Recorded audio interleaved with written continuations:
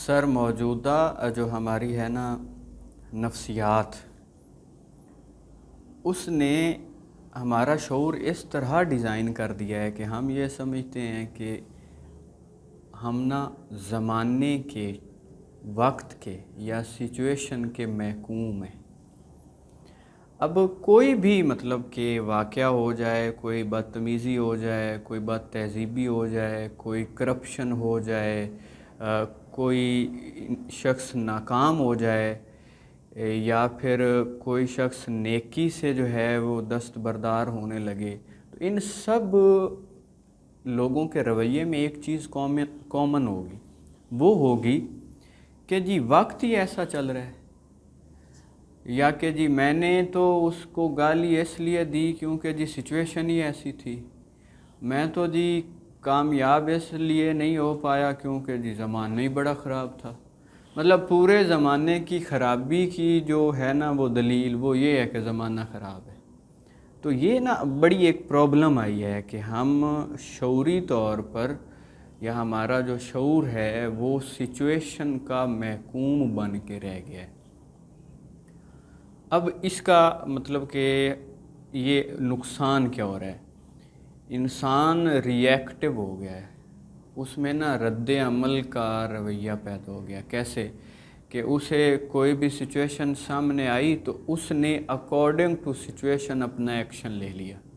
مطلب کہ کوئی شخص جا رہا تھا تو اس نے جناب اس کا موٹر سائیکل کسی کی گاڑی میں لگا اور گاڑی والا نکلا اور اسے گالیاں دینے لگ گیا، کیونکہ جی سچویشن ہی ایسی تھی، اس نے دیکھو یہ کر دیا۔ تو ہم نا زندگی میں ری ایکٹیو ہو گئے ہیں۔ تو ہمیں پہلے تو یہ سمجھنا ہے کہ انسان زمانے کا یا سچویشن کا یا حالات کا پابند ہے بھی یا نہیں ہے۔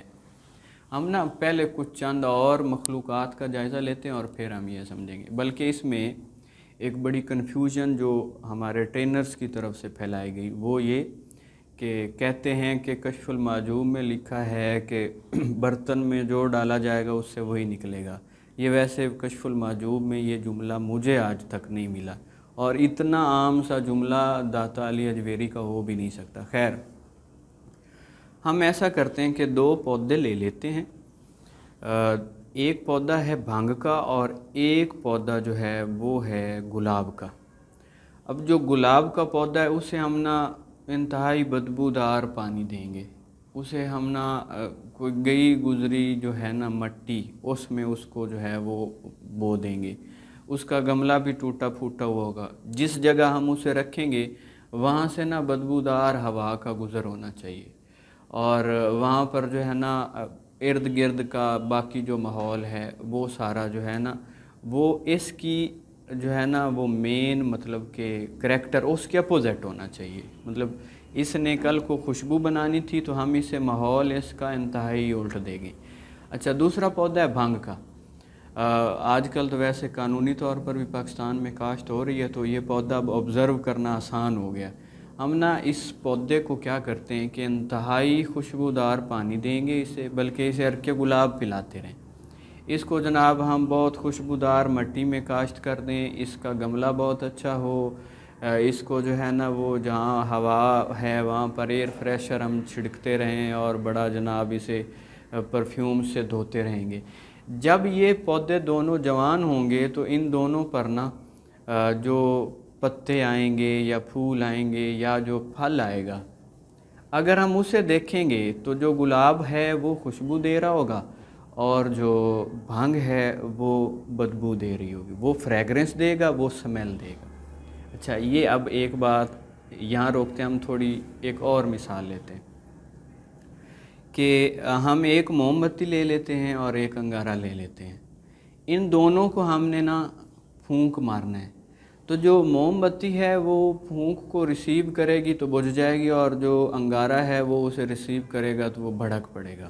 اسی طرح ہم ایک فریج لے لیتے ہیں، ایک اوون لے لیتے ہیں، اسے ایک گھر میں لگاتے ہیں اور ایک ہی سوئچ میں جو ہے نا وہ بورڈ میں ان کے سوئچ لگاتے ہیں، دونوں ایک ہی میٹر ایک ہی ٹرانسفارمر کی بجلی ریسیو کر کے ایک جو چیز ہے وہ اس بجلی کو استعمال کر کے ٹھنڈک پیدا کرے گی، اور جو دوسری چیز ہے وہ اسی بجلی کو استعمال کر کے گرمی پیدا کرے گی۔ تو اس سے پتہ چلتا ہے کہ ہر چیز کے اندر کوئی ایک ایسا خاص کریکٹر ہوتا ہے، کوئی ایک ایسا ظرف ہوتا ہے کہ جب چیز اس میں باہر سے ڈالی جاتی ہے تو وہ اسے اپنے ظرف مطابق کنورٹ کرتا ہے۔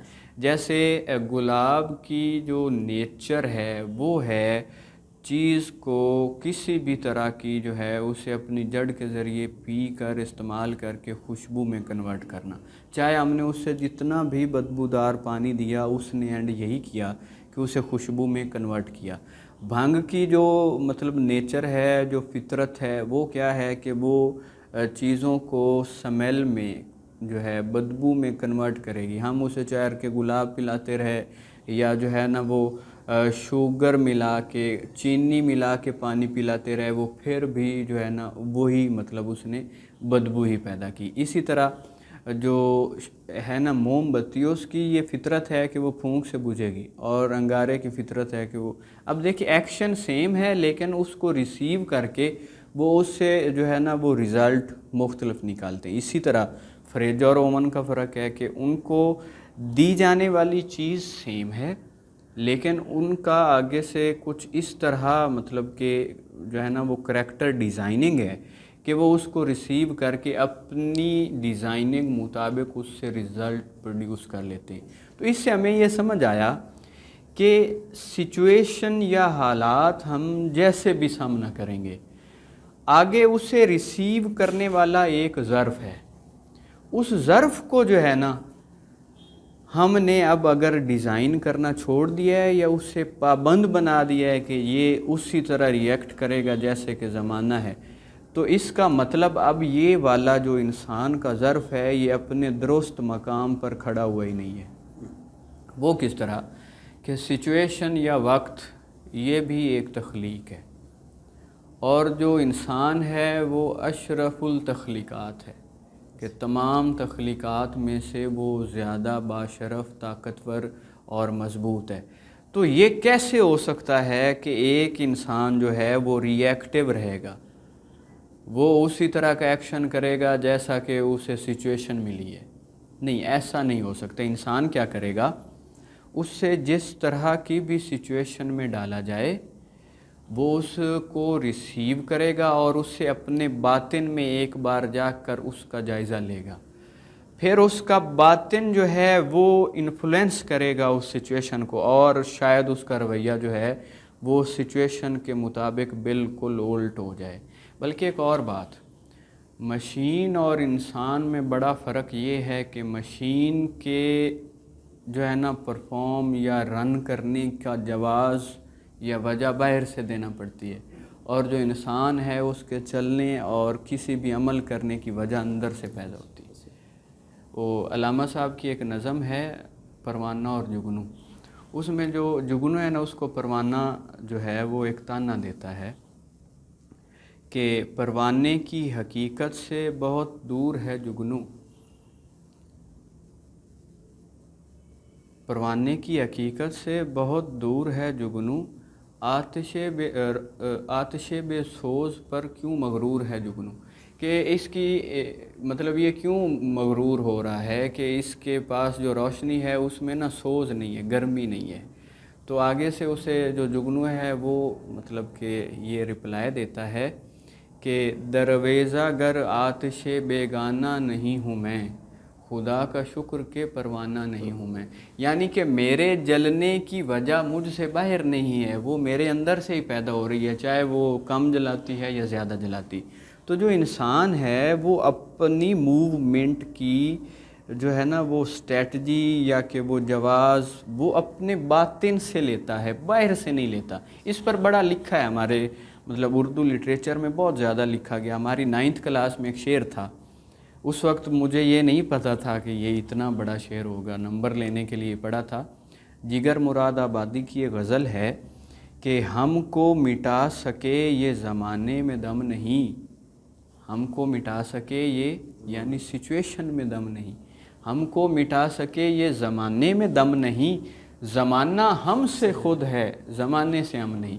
یعنی کہ مجھے زمانے نے ڈکٹیٹ نہیں کرنا، اس نے مجھے جو ہے وہ ٹیوشن نہیں دینی، اس نے مجھے میرا آئین عمل نہیں دینا، بلکہ میں نے اپنا زمانہ خود ڈیسائیڈ کرنا ہے، بلکہ خود اپنا زمانہ پیدا کرتا ہوں۔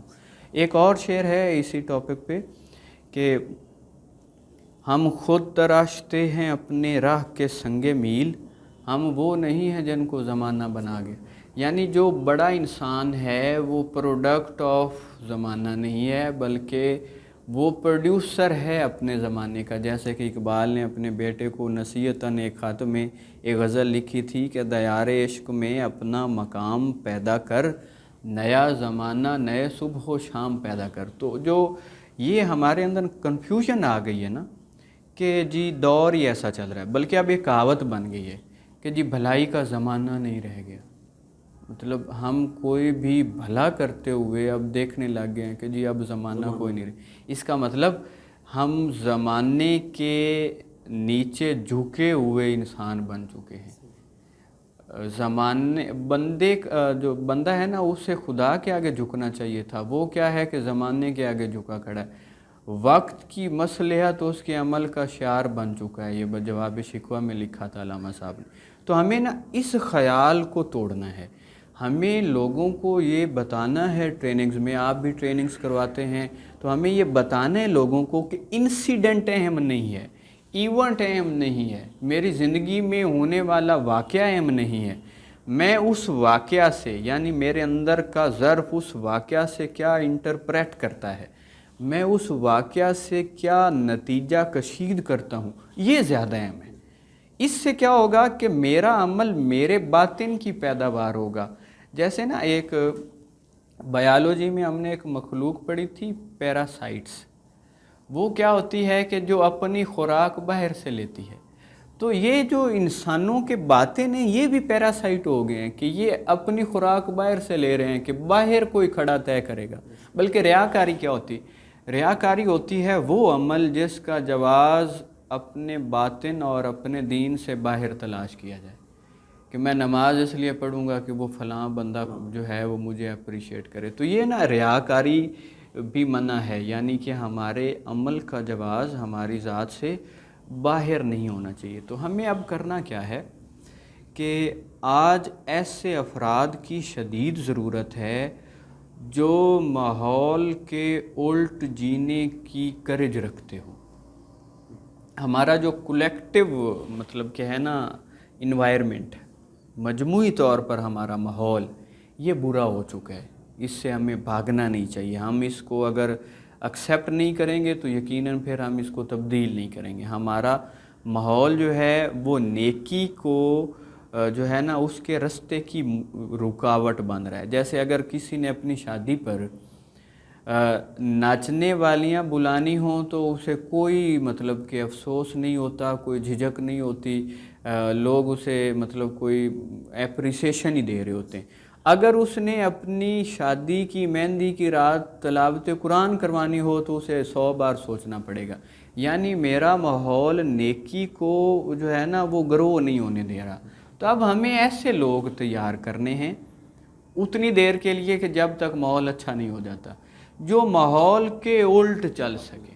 جیسے تمام اولیاء کرام نے ملامت کا ذکر کیا۔ ملامت کیا ہوتی کہ نیکی بدی کے زمانے میں نیکی کے خیال پر اور عمل پر قائم رہنا، یہ ہوتی ملامت کہ زمانہ بدی کا ہے اور آپ نیکی کر رہے ہو۔ کہ لوگ جو ہیں مثلا آج اگر شادی کا کوئی مطلب کہ رشتہ مطلب مانگنے جائیں نا تو لوگ بتا رہے ہوتے ہیں جی ہمارے بچے کی تنخواہ 30,000 ہے، کوئی 15,000 اوپر سے ہو جاتا ہے۔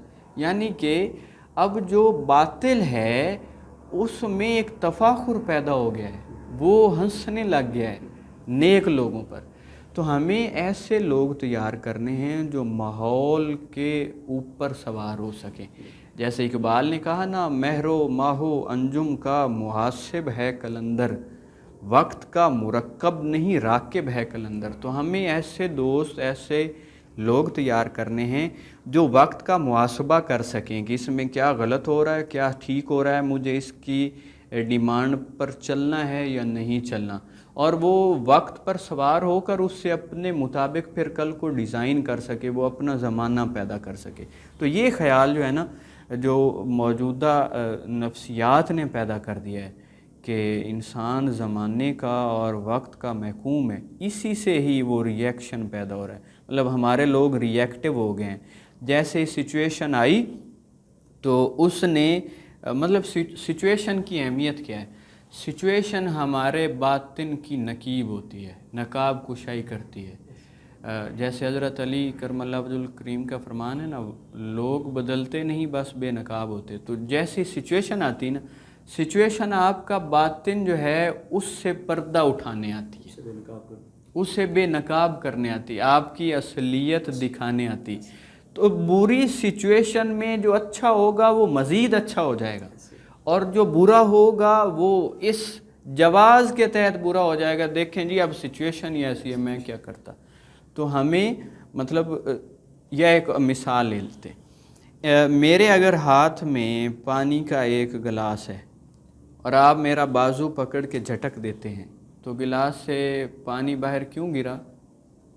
کیونکہ آپ نے میرے بازو کو جھٹکا. یہی جواب آئے گا تقریباً ذہن میں. نہیں، وہ اس لیے گرا کیونکہ اس کے اندر پانی تھا. یہ جو آپ کا میرے بازو کو جھٹکنا ہے یہ بہانہ بنا ہے میرے باطن کو آشکار کرنے کا. تو جو سچویشن ہوتی ہے وہ میری شخصیت کا تعارف کروانے آتی ہے.